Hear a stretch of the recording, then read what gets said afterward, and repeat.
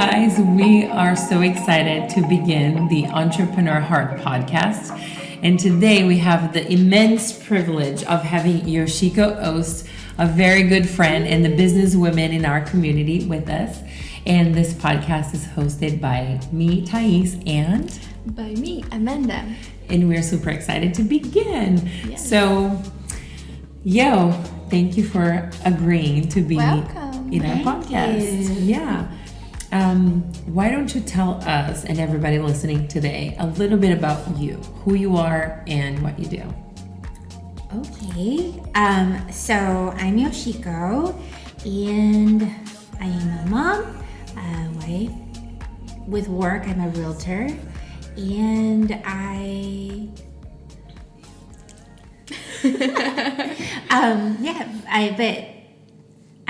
love working, and I do real estate for work. One of the interesting things that Amanda and I were chatting before about your business career is that I've known you for a couple of years now, and what I know of your story is that you have been a realtor for how long? For 16, almost 17 years. Wow. You wouldn't guess by her beautiful looks, but I did see a very big switch on your career. It was almost like you have been a realtor for all that long, but there was something in time that made you decide, now I'm going to really dive in and invest in my career. So when was that, and why did that happen? I know. In real estate, they call us there's agents who don't put it out there, and they call us a secret agent. So they're like, don't be a secret agent. You have to put yourself out there. And I just assumed that people knew what I did, or I was also, I guess I think I suffer a little from imposter syndrome, I think, well, why should I put that out there, or who am I to give advice? But, I've done it long enough where, I can give advice, but I always battle that with myself, that I'm always thinking, do I have value to provide? And then we formed, so I've been doing it for almost 16, 17 years. I had done it, and I haven't really put myself out there, but recently I did, maybe a couple years ago, and I just started sharing what I do, and the feedback has been really good. I just tell them, the social people, stories about me, and I guess I provide knowledge about how to buy a house or how to sell a house, and the feedback has been good. And I realize that there's a lot of information people want that they can't easily find. And maybe I can find that information easily because I'm a realtor. But so I started sharing. And also you told me to put myself out there. Just for you guys listening, I am her PR agent. And that's why she says that. Yes. It sounds like you have a bossy friend when you say that. I'm like, in work. I know. Well, because it was just me doing my thing, and I was selling enough, but then I started, I think we started talking, and I started kind of putting myself out there, and all of a sudden I started getting a lot of good feedback and people asking questions about my job, or what, maybe they were in a situation where they needed advice, and then I was able to give advice. And so I started sharing more, and then also I had I formed a team, and I was so proud of what we can provide that I really just wanted to go for it, because there's a lot of really bad agents out there too. And so I wanted to put myself out there because we are such a good team that really cares about our clients. So I just thought we should go for it. So when you said 17 years, how many of those years were you kind of more like on the down low? And then how many of those years have you been out really on social media and investing in your career, in yourself, going the extra mile for coaching and PR and all of that? Oh, I think I've done coaching with my business coach, I want to say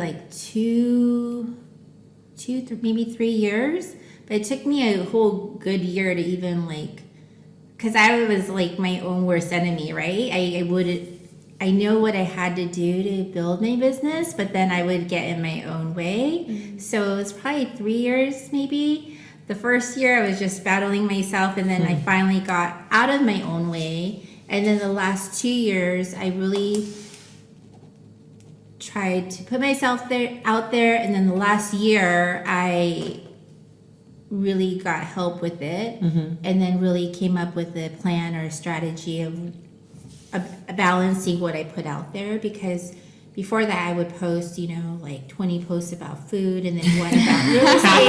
Yes, yeah. So then, it's just helped me reel me in, and yeah. So it's been like the last 2-3 years, maybe 2 years, that I really tried to put myself out there. Do you think that business has been more successful within this last 3 years versus the previous 14? Yes, because we didn't really. I sold properties before, but it wasn't like now. Now, like last year, we're at our old brokerage. We were the top team for I want to say like 11 of the 12 months. So I think it has a lot to do with just really going for it and being accessible and sharing knowledge and. The change of mindset that I had, and it made a huge difference. Yes. Okay. You are in business for a few years, and we know that every business we have like ups and downs and embarrassing stories and funny situations. Can you tell us one? Oh my goodness. Well, let's see.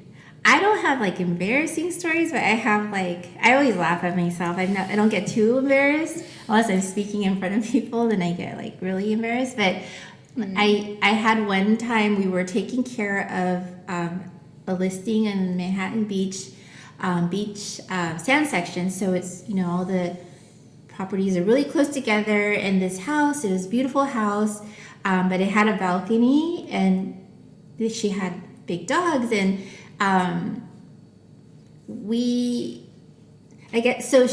because it's at the beach, there's no yard. So her dog goes to the bathroom on the balcony, and apparently she cleans up her balcony by spraying it down, So I didn't realize, I had been waiting for the photographer outside, and then I felt like water, being sprayed, and I didn't think anything of it. And then I went upstairs, and she's getting her house ready, and she's like, "Oh, the porch is fine. I just cleaned up all the dog poop and pee." And I was like, "Oh my gosh, I was just sprayed on." So they say real estate people think it's glamorous, but we do. It was kind of like a bad moment, but you gotta laugh now. And I've been loving to watch your stories. Where you show that none so glamorous side of things. I've seen you and Russ wheeling out trash barrels and painting things and going high on ladders, and it's fun to see the extra mile behind all the glam, because that's not usually typically something we see out there. I know. There's a lot of miscellaneous jobs we do as realtors that I don't think people see. It's what we do, because it's all miscellaneous, right? When someone's getting ready to sell their home, they're doing the best they can, but because we've done it so much, we know where we can help or where we see opportunities, where whether it's removing Christmas lights because it's summertime and they can't be in the photos, or switching out curtains, or just painting a wall. It's just easy for us to do, to help the seller get ready. Is it ever hard when you might see something like a red and yellow curtain that the sellers just absolutely adore, and they definitely want to keep it when selling, and then you're like, we should go more neutral so that it will speak to more people? Is there ever conflict where they don't want to listen? Yes, because they're attached. When someone owns their home, it's their personal safe space, so it's hard for someone to come in sometimes some people are great about it. You know, they say just go for it, and some people will say, but it's nice this way, and it is. But I just try to teach them that it's about making it neutral and a blank palette. You know, so they can. A new buyer can visualize living there.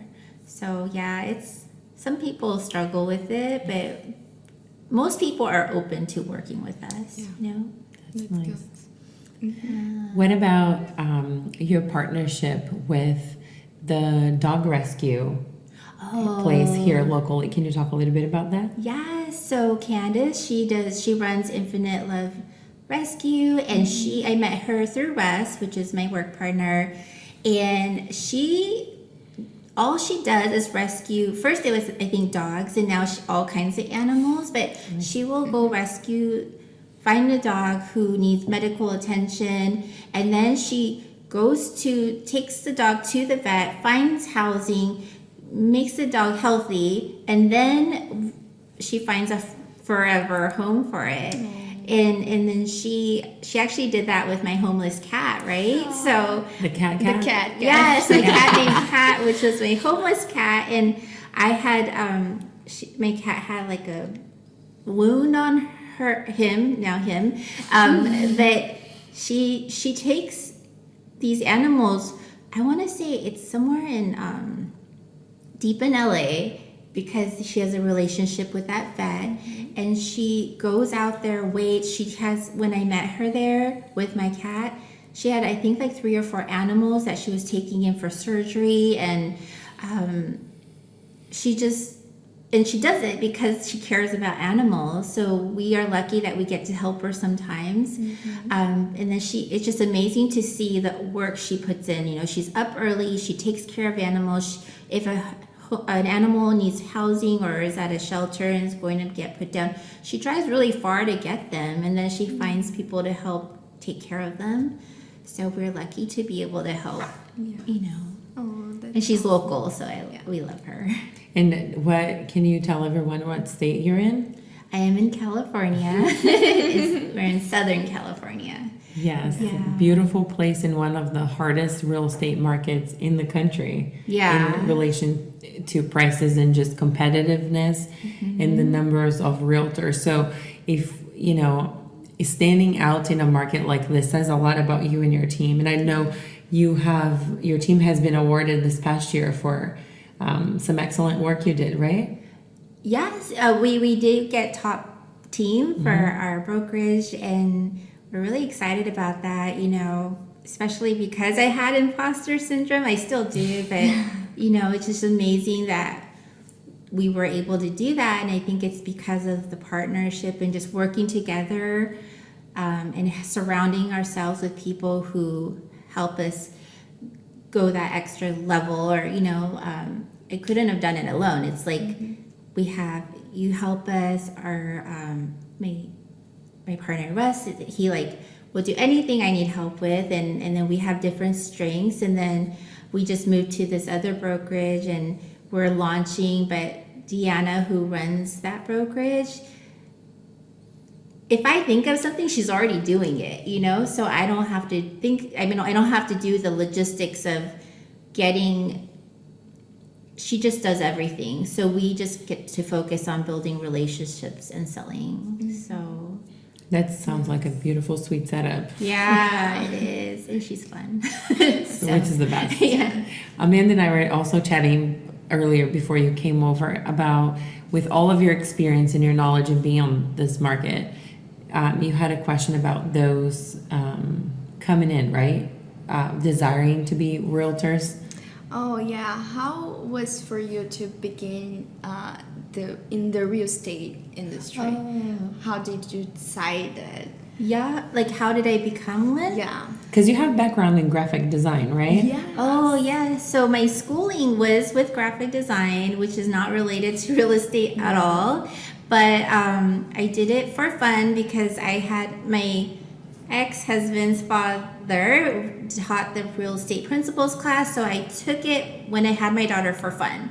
And Nice. but then, you know, I had a divorce.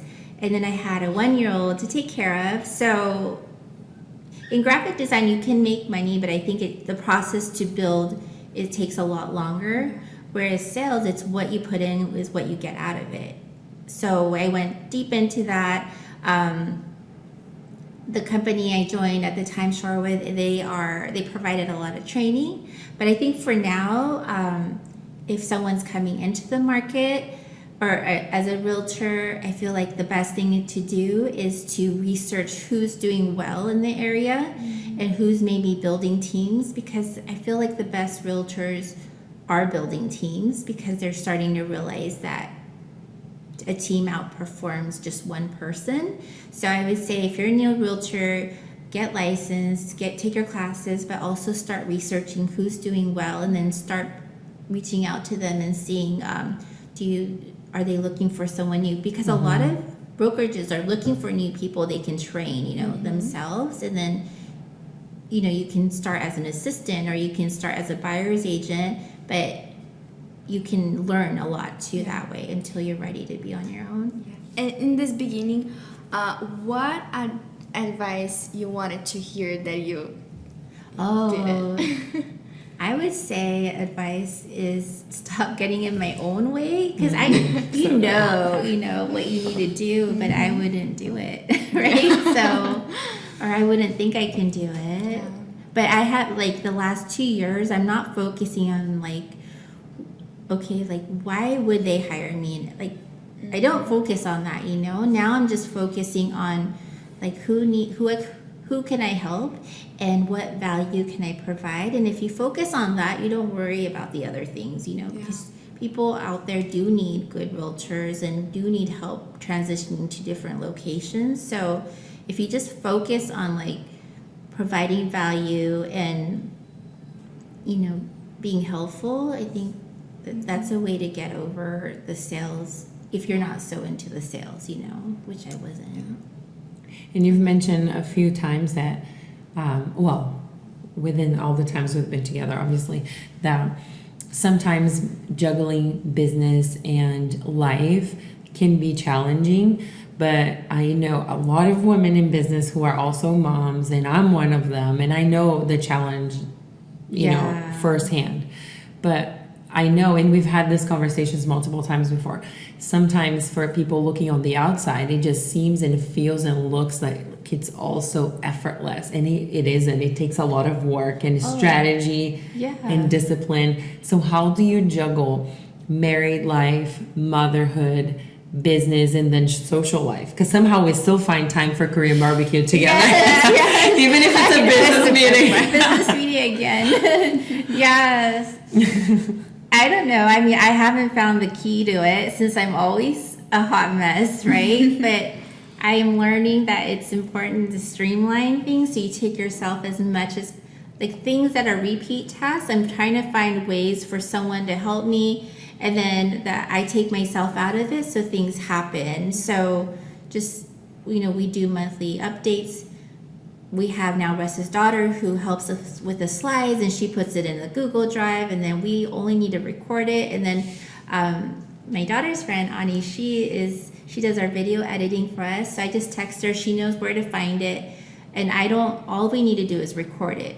But before, I would do these updates a few times a month, and then if I get busy, it will delay it, or if I forget to do it, it delays it. So I try to streamline things.